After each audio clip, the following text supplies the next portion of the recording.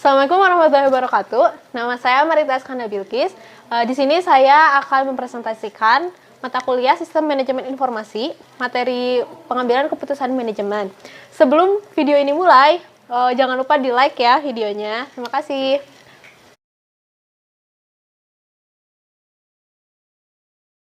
Oke, mari kita mulai presentasinya ya. Yang pertama ada decision atau keputusan, yaitu reaksi terhadap beberapa solusi alternatif yang dilakukan secara sadar dengan menganalisa kemungkinan-kemungkinan dari alternatif tersebut bersama konsekuensinya.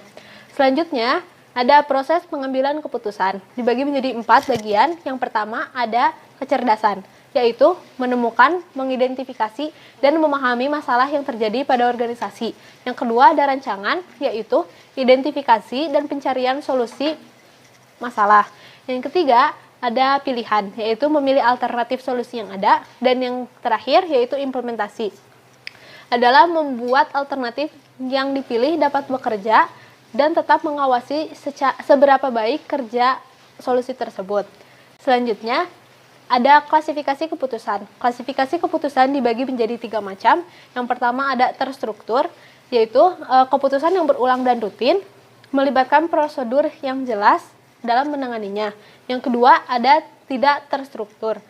Cirinya yaitu keputusannya tidak rutin, keputusannya jangka panjang, pentingnya pengalaman manajer, dan informasi tidak mudah didapatkan atau eksternal. Dan yang terakhir ada semi struktur, yaitu ciri-cirinya keputusan sebagian dapat diprogram dan keputusannya jangka pendek. Selanjutnya ada level pengambilan keputusan manajemen, dibagi menjadi 3. Yang pertama ada level senior manajemen. Permasalahan yang biasa terjadi tidak rutin, karakteristik keputusannya tidak terstruktur. Contohnya, memutuskan tujuan jangka panjang perusahaan. Yang kedua ada level operasional manajemen. Permasalahan yang terjadi biasanya rutin. Nah, biasanya perusahaan sudah memiliki solusi untuk masalah tersebut. Dan yang terakhir ada level middle management. Permasalahan yang terjadi bisa menjadi masalah yang rutin atau masalah tidak rutin. Contohnya, mengembangkan marketing plan.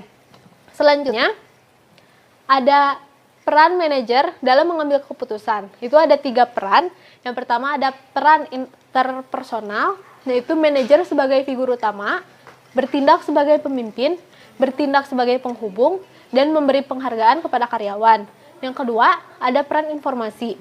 Itu manajer sebagai pusat saraf organisasi, menerima informasi dan mendistribusikannya, dan sebagai juru bicara organisasi. Dan yang terakhir ada peran pengambil keputusan, yaitu manajer sebagai enterprise, mengusulkan jenis aktivitas baru, dan menangani gangguan yang muncul. Selanjutnya, sistem-sistem dalam pengambilan keputusan.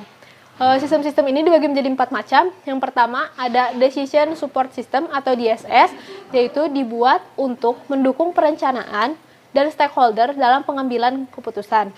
Yang kedua ada Management Information System atau MIS, yaitu membantu manajer mengawasi dan mengelola bisnis dengan menyediakan informasi dan kinerja perusahaan. Yang ketiga ada Group Decision Support System atau GDSS, yaitu sistem interaktif berbasis komputer yang digunakan untuk memfasilitasi penyelesaian masalah tidak terstruktur oleh sekelompok pengambilan keputusan yang bekerja sama sebagai suatu kelompok.